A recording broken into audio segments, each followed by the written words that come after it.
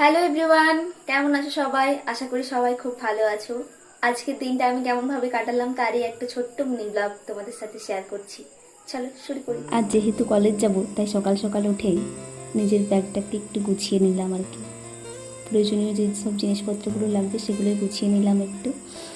তারপর এই মুড়ি খেলাম, খাওয়া দাওয়া করে বেরোবো। সেই সময় চিকুর বায়না, সেও যাবে আমাদের সাথে। ও ভাবছে আমরা ঘুরতে যাব, তার কান্নাকাটি শুরু করে দিয়েছে, ও গাড়িতে যাবে।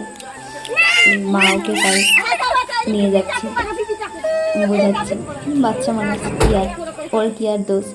মুখটা দেখো, রাগে পুরো একদম বম হয়ে গেছে, দেখে বলে কিছু বলবে না। তারপরে এই পার্টনার আমার দিদি, ওকে নিয়ে পৌঁছে দিলাম কলেজে।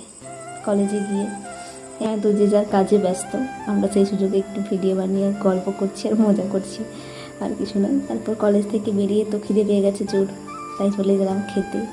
এই আমরা খেয়ে নিলাম একটু।